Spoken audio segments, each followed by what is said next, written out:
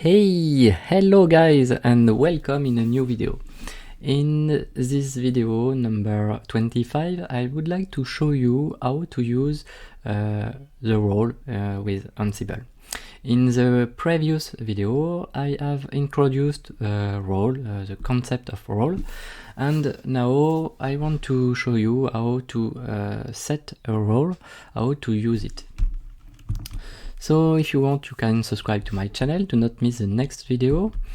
And if you want to find some documentation about roles, you can follow this link. In the previous video, we see the skeleton of a role with how to init a role. We use Ansible Galaxy init and maybe you can use the main directory roles, or you can just add the name of the role, in this case my role. So to check it, we can go into /tmp and do rf my yes, okay. So I can do, to have my skeleton of a role, I can do Ansible Galaxy and use init option, and I can generate a role like my role. Okay, so I run it and I have an output, and this output say me the role, my role, was created successfully. Okay, so if I check, I have my my role directory. If I go into my role, I can do a tree, and in this tree I have some directories, and in directories I have sometimes main.yml file, my main file in each directory. So in the previous video we have already seen these directories, this function of this directory. For example, tasks. This is the main directory of a role. When you enter in a role, in Ansible role, you use task directory, and you enter in the main.yml in the task directory. This is this file. This is the main file of your role. Very, very important. And you have the default directory. The default directory is to set default variables. When you want, you can set your directory with these variables. You can set variables in this directory, and when you want to overwrite these variables, you can do it very, very easily. We will see that in the precedence of variables. Okay, so we have the vars directory. This directory is to set variables that do not change. This is like default, but the very unuseful directory, because we prefer to use a default. Can help you when you want to overwrite variables, and vars, this is not in this case. Okay, so we have handlers directory to set or to define a task that can be triggered, like we see that in the video number 23, when you want to trigger a reload with engines, and we will see that in this video to trigger and reload of our engines. Okay, in a short example, the templates directory to store template files, and we have files directory to store static files when you haven't variables in files. You can store it into this directory. Meta to share roles in Galaxy communities. or to set some dependencies. If your role need to another role, you can set it into this file. And test, if you want to define some tests about your role. So this is our directory. Now we can do a short example. So to do it, I go into my playground directory, and we use our script, our deploy.sh script. You can see the video number 12 to understand what do this script. This script run some Docker containers to have SSH and systemd in these containers. So to do it, we run deploy.sh --create, and we want to have 3 servers, for example, and we generate 3 containers. Sorry, we have minus, yes, and now our script generate 3 containers, .2, .3 and .4. Okay, so now we can run ---Ansible to generate an Ansible directory, and in this Ansible directory our script generate our inventory with our target servers. So we can check Ansible dir and our inventory file, and we can see our whole group and our remote server. Okay, so now we can do our short example. So to do it, I open my Visual Studio Code. I am into my my directory. I can go into Ansible dir. I can create a playbook.yml file. Sorry, playbook.yml file. And what we want to do into our short example, we want to do some things, some different things to understand how to create a role, how to define the parameter of our role. So in our case, we want to create a role to generate an SSH key, and we run it in our laptop. And after it, we want to do to create and push our SSH key on our remote servers. And after it, we want to install Nginx on these servers. Okay, so to do it, I can copy and paste these lines. Okay, like here, and we can remove this indentation here. I save it, and now I want to have 3 roles: SSH keygen, manage user, and Nginx web server. So I go into my my directory with my terminal, because it's easier. I can create roles directory, and now I can use Ansible Galaxy. Init roles and SSH key gen. Yes, SSH key gen. Okay, I want to create another role, manage users,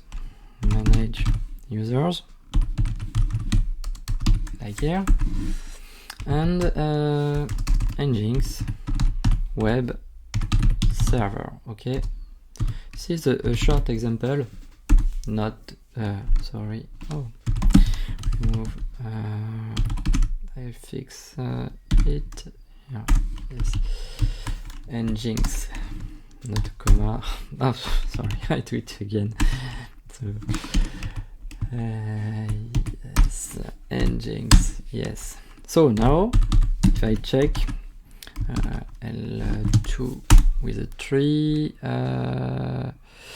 roles, I forgot forget. What I oh, stupid. Okay. All right. Now we have this tree with our roles directory, and we have in roles directory manage user subdirectory, Nginx web server, and SSH keygen. First of all, we do the first part of our playbook, our SSH key generation. So to do it, we just do only one thing, one task, and I go into my Visual Studio Code. I go into my SSH keygen role, and in task main, I paste my lines here. I save it, and with this code, I generate key pairs because we have our private key and public key in /tmp in my laptop. So I save it. I can run my playbook file now. I open a new terminal, Visual Studio, I go into my directory, and I can run Ansible -playbook, and I run playbook YAML. Okay, so manage user here, role manage user. Why tags? What I do? I think it's okay. Maybe I must to add my inventory. Manage user. Manage users. S. Okay, I save it. I run it again, and in my case, maybe we can do other roles. So we can continue. So we run it after.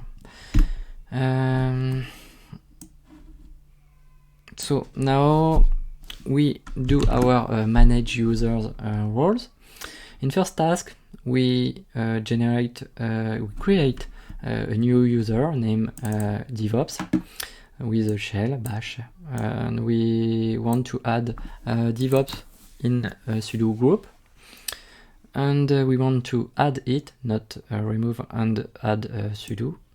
And we add a password, not secure, but this password is a password. And we want SHA-512 to hash our password. We want to add our user in sudoers, and we want our user is no password in sudoers, okay? So in the last task, we just push our public key into the authorized key file of our DevOps user, okay, with a state present. So I copy all lines, and I go into manage user, task, main, and I paste it again. So be careful to indentation. So indentation, just a word. Indentation is 2 space, okay, with Visual Code. If I do the same indentation with Vim, I just add 2 space. This is like we have an indentation with Visual Studio Code, okay. So I save it, and now I do the last role. This is Nginx web server role, and in this role, first of all, I need to install Nginx, and I want to remove the default vhost file, and this file is in site available directory, and we have the same link in the site enable directory. Okay, I remove these two files. Okay, so I copy it. I go into task main in my role, my web server role. So I do the indentation. I save it again. And now what we want to do, we need to create a vhost file. And to do it, we use template module.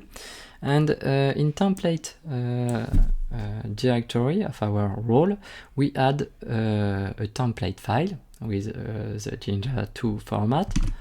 And to do it, I can go in the same repository of our slides, and I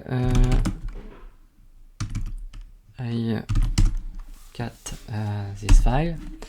I copy this file, and now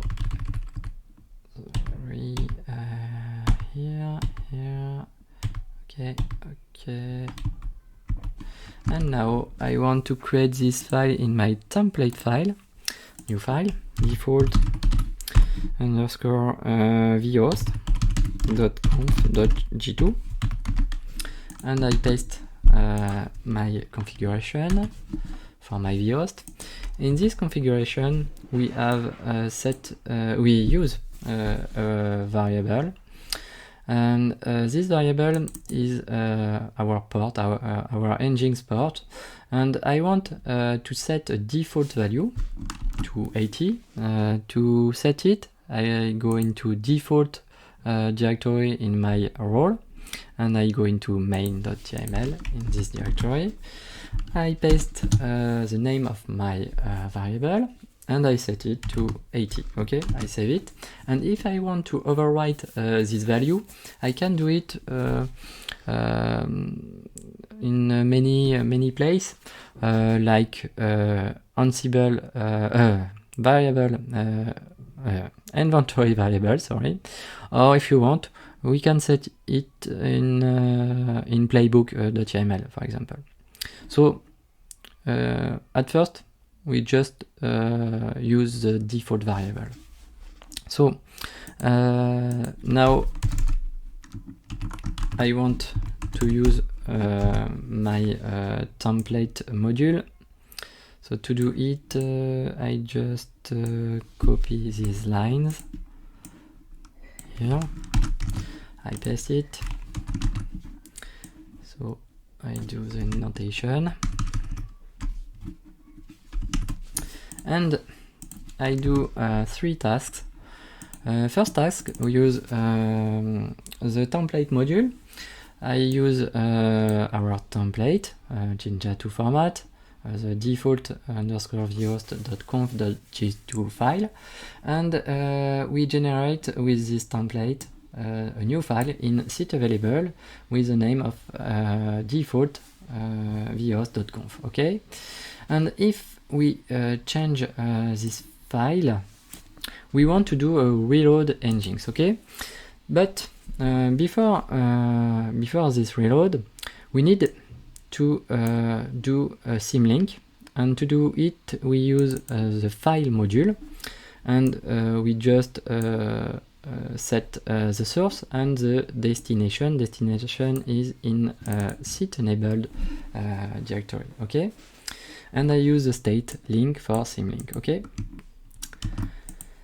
and when we have done this task, we want to flush handlers, and flush handlers run only when we need our reload Nginx. Okay, so our flush handlers is a simple reload of our Nginx server service. So I go into handlers, main.yml. I add my task, but this is a trigger task, and my task is reload underscore Nginx. Like, this is the same name of our notify in the task with the template module. Okay, still reload engines, and we have in handler reload engines, the same name. And before, in each case, we want to start engines. Okay, so to do it, I paste these lines in task, and we want to start. So maybe here. Okay.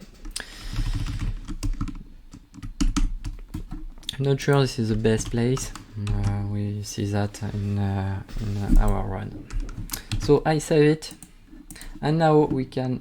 So I save it here. Now it's okay, I think. Okay, task main. This is okay. And I run it again. I run Ansible -playbook -I, and I specify my inventory file as my playbook. So my playbook, it's here. I save it and I run it now. And I check my output. We have generated our SSH key in /tmp, and if I check here ls/tmp, I have my private key and my public key, and we create our DevOps user, and we add it in sudoers for the no password. And we push our public key into the authorized key for DevOps user. So if you want to check, you can do SSH -i and /tmp for to get our exact key, our private key, and we want to use DevOps user on 17.17.0.2. And I can go in my target server with DevOps user. Right. So now we have the second part of our playbook. We just now install engines. So we install engines, start engines. So if you want to check, we can go into our target server with the default user. This is OK user. So I can use sudo systemctl status and engines. We have our engines to an active status. If I do a curl 127.0.0.1, I have the default page of our engine server. Right, and by default we are on 80 port. Okay, so now I just want to change our default port, but I want to overwrite the default value. The default value is set into our role engines web server. In default directory, we have set this variable with 80 value. Okay, so I just want to set for each server a different value. So to do it, I use host vars directory, and I define the name of our server, but our name is only the IP of our remote server. So this is 172.170.0.2.yml, for example. I paste it, and in this server I want to use 8881, for example, and I copy this file, and I want to rename this one for our .3 server, and this file for our .4 server. Okay, and I change the value of our port. In .4 I want in .4 I use 888 for port, in .3 8883 and in .2 8882. So I run it again, and Ansible change each value for each server. So I check it. We have a change on our this is this line. No, set enable. Yes, this is install vhost who change our configuration files on our remote server, and after it we handler we run the handler and we reload engines because we have a change on our template, and we use notify with reload engines, and we run the handler named reload engines. Okay, so if I check now, I am on IP2. If I do a curl locally with 1112, we can see we have changed our port. If I check the 80 port, we have a connection refused, but if you use 8882, we have the default file, the default page. If I go on another target server, .4 for example, and I can do a curl 127.0.0.1 with on 3 we are on 8883 port. Oh, sorry, why? Oh, maybe so we are on 4.3. I save it. So I save it. Why?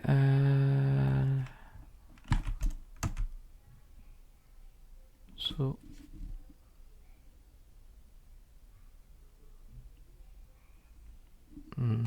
change the which change is only for our DevOps user.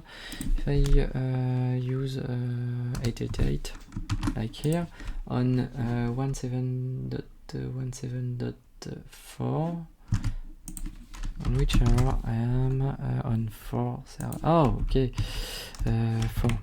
Yes, it's okay. I don't check the good port, and I have my default page. If I change this port to 8888, I run it again, and now I am waiting to the task ended, and now I can run again, and if I change the port, I am with the default page, okay, on 8888. Right, thank you for watching this video.